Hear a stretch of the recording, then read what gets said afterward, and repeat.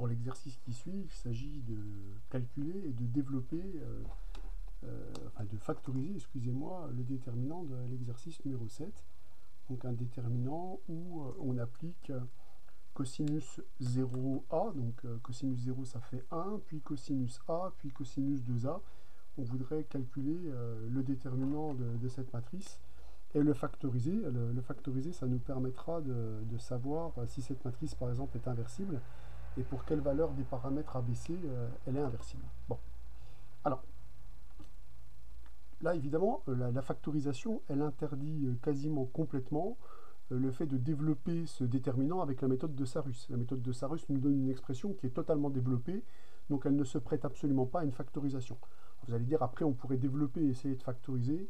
C'est vrai, mais c'est pas toujours la bonne idée. Et là, en l'occurrence, on va avoir un peu trop de paramètres à gérer. Moi, je me dis en tout cas, ce qui pourrait faciliter la factorisation, c'est que le cosinus il soit appliqué au même angle. Or là, il a appliqué à A, il a appliqué à 2A, et ça va pas. Donc je vais déjà utiliser une formule Trigo qui va me permettre d'exprimer tout ça en fonction de cosinus de A. Alors là, évidemment, il faut connaître ces formules Trigo par cœur. On sait que cosinus de 2A, c'est 2 cosinus au carré moins 1. Je peux évidemment appliquer la même formule avec A égale B et avec A égale C. Donc je vais remplacer la colonne qui contient cosinus de 2A par la colonne associée. Donc je vais récupérer ici 2 cosinus carré A moins 1 et le même terme avec B et avec C. Alors là, on s'aperçoit tout de suite que c'est plutôt pas mal cette histoire pour deux raisons. Déjà, je vois tout de suite que les 1 ici ils vont être assez facilement négociables avec la première colonne à l'aide d'une transvection. Donc on voit immédiatement qu'en remplaçant la colonne 3 par la colonne 3 plus la colonne 1, on va déjà faire façon assez facilement de ces moins 1 qui traînent. Et ça va me permettre de mettre un facteur commun sur la dernière colonne de la matrice, puisqu'on va récupérer 2 cosinus A carré, 2 cosinus de B au carré, 2 cosinus de C au carré. Donc là, on s'aperçoit assez rapidement que le 2 qui est là, il est en facteur de tous les termes qui sont présents sur la colonne. Or, on sait que le déterminant est n linéaire. Comme là, c'est un déterminant à 3 places, il est trilinéaire. Je vais donc pouvoir utiliser la linéarité. Attention, surtout pas la linéarité toute seule, hein, parce que c'est pas linéaire. Mais je vais pouvoir utiliser la linéarité par rapport à la troisième place lorsque je parle du déterminant en fonction des colonnes. Ça paraît assez clair, vu comme je l'explique ici. Et donc là, on va récupérer quoi? On va récupérer donc deux fois eh bien, le déterminant avec cosinus A au carré, puis cosinus B au carré, cosinus C et cosinus de C au carré. Et là, on se dit c'est cool parce que ça correspond directement à un déterminant du cours, ça correspond à un déterminant de Van der Monde, et il se trouve que ces déterminants, on sait les factoriser. Donc on sait que le résultat, ça va être cosinus C moins cosinus A, cosinus C moins cosinus B, facteur de cosinus B moins cosinus de A, puisqu'on sait que quand on a x1, x2, xn, c'est le produit des xj moins xi avec j qui est strictement plus grand que i. Donc on commence toujours par ordonner les indices dans le sens ici anti-alphabétique. Donc voilà le calcul du premier déterminant. Alors pour le deuxième, on se dit bah, la même méthode va fonctionner merveilleusement. Pour pouvoir factoriser le même déterminant avec 3a, 3b, 3c, bah, il va falloir déjà exprimer cosinus 3a avec cosinus A, si possible, en tout cas des puissances de cosinus A. Puis après, on va probablement tomber sur quelque chose qui va dépendre d'un Van der Monde. Donc la première chose à faire serait de nous attaquer à cosinus de 3A. Alors la difficulté, c'est que pour cosinus de 3A, je n'ai pas de formule comme je peux avoir pour cosinus de 2A. Mais je peux compter sur les nombres complexes pour récupérer des informations. Notamment, le passage à l'exponentielle me permet d'obtenir des relations multiplicatives intéressantes. comme par exemple le fait que ce nombre-là, c'est la partie réelle de l'exponentielle 3ia. Or, ceci, c'est magnifiquement multiplicatif, puisque le 3 étant un entier, je peux le factoriser en puissance avec la formule dite de De Moivre. Et maintenant que j'ai fait apparaître cosinus A plus I sinus A, donc ce que j'aimerais faire apparaître, hein, puisque moi je veux des expressions qui sont plutôt dépendantes de l'angle A, eh bien je vais utiliser la définition de ce nombre complexe. Sa définition, c'est cosinus A plus I sinus A. Et ça, associé à la formule du binôme, va me permettre de récupérer la partie réelle. Donc je développe, mais je ne sélectionne que des termes réels.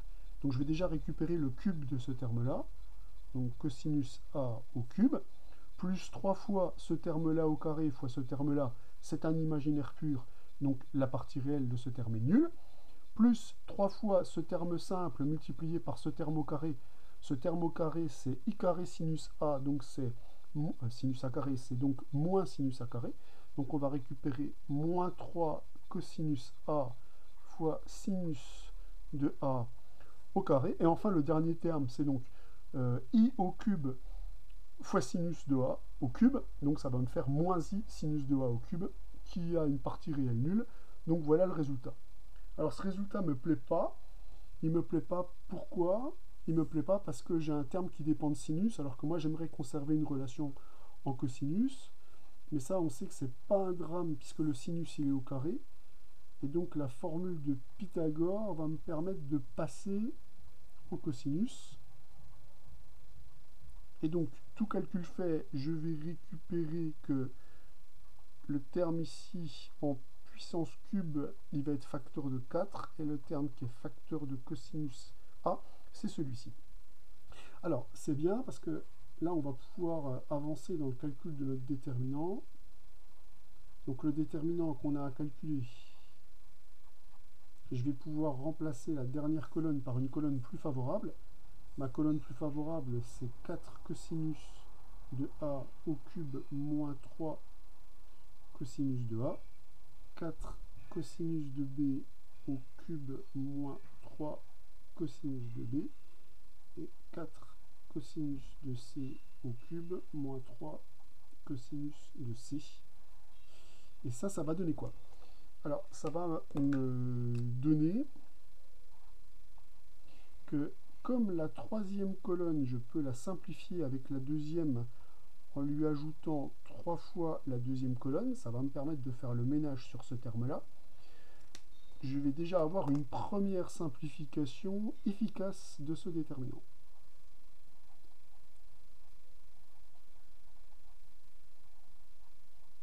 Donc là, je vais récupérer mon 4 cosinus de A au cube, 4 cosinus de B au cube, 4 cosinus de C au cube. La deuxième simplification efficace que je vais récupérer, c'est de voir qu'encore une fois sur la troisième colonne, c'est le même raisonnement qu'on a fait ici, on a un 4 qui se factorise. Donc là, je ne vais pas le réécrire, mais c'est toujours la linéarité par rapport à la troisième place. Et là, on va récupérer un déterminant qui est quand même un petit peu plus sympathique, mais c'est pas un déterminant de Van der Monde, malheureusement. Donc on ne va pas pouvoir conclure directement comme on l'a fait dans la deuxième question, où on pouvait sortir la carte Van der Monde. Là, malheureusement, ça ne va pas être possible, mais on va voir que c'est pas si. Donc on va observer ce déterminant et on va, vous allez le voir, essayer de deviner déjà les termes qui pourraient se factoriser, ce qui va nous permettre d'avoir de prendre les bonnes décisions quelque part pour calculer ce déterminant, même si je trouve qu'elle s'impose d'elle-même. Et vous voyez, quand je fais A est égal à B, j'obtiens 2 fois la même ligne. Donc ça veut dire que la matrice sera de rang plus petit que 3, strictement plus petit que 3, hein, donc de déterminant nul. Donc ça veut dire que ce déterminant, il est nul quand A est égal à B. Il est aussi nul quand A est égal à C, il est aussi nul quand B est égal à C. Donc il est fort probable que, comme dans le déterminant précédent, c'est cosinus C moins cosinus A, cosinus C moins cosinus B et cosinus B moins cosinus A, ces trois termes-là, ils risquent de se factoriser pour les raisons que je viens d'invoquer. Lorsque A égale B ou lorsque A égale C, les termes sont nuls. Donc ça doit nous inviter à travailler maintenant plutôt sur les lignes pour faire apparaître ces fameux facteurs cosinus A moins cosinus B, cosinus A moins cosinus C. Et ça, c'est renforcé en plus par l'idée que cette colonne de 1, on va pouvoir la simplifier avec des opérations sur les lignes. Donc, je sais que les transvections sur les lignes ne changent pas le déterminant, puisque le déterminant, c'est aussi une forme n linéaire alternée sur les lignes de ma matrice. Donc, je vais m'empresser d'utiliser la première ligne comme ligne pivot pour faire une transvection sur la deuxième ligne et une transvection sur la troisième ligne. Ça va m'amener à un déterminant qui est égal au déterminant de départ, puisque les transvections ne changent pas la valeur du déterminant. Donc là, on va ramener les deux zéros qu'on cherchait à ramener. Ici, on va ramener cosinus B moins cosinus de A. Et ici, on va ramener cosinus de B au cube moins cosinus de A au cube. Alors ça m'interpelle, c'est une différence de deux cubes. C'est du y cube moins z cube. Et ça, on a une formule de factorisation qui nous permet de travailler directement, puisqu'on sait que y moins z va se factoriser. Et la formule de factorisation ici me donne y carré plus yz plus z carré. Donc ça, c'est la seule formule de factorisation qu'on a à connaître dans notre cours. Donc on a intérêt à l'appliquer. Donc ici, le cosinus de b au cube moins cosinus de a au cube va me donner cosinus de b moins cosinus de a. Alors ça, c'est plutôt une super nouvelle, puisqu'on va retrouver le même facteur ici. Alors facteur d'un truc un peu lourd, cosinus de a au carré plus cosinus de a cosinus de b plus cosinus de b au carré. Donc voilà ce que je récupère ici dans mon expression. Et je vais récupérer la même chose avec cosinus de c moins cosinus de a. Facteur de cosinus de c moins cosinus de a. Facteur de cosinus de a au carré plus cosinus de a cosinus de c plus cosinus de c au carré. Voilà ce qu'on récupère. Et la première ligne, elle, c'était ma ligne pivot. Elle n'est pas impactée par le calcul.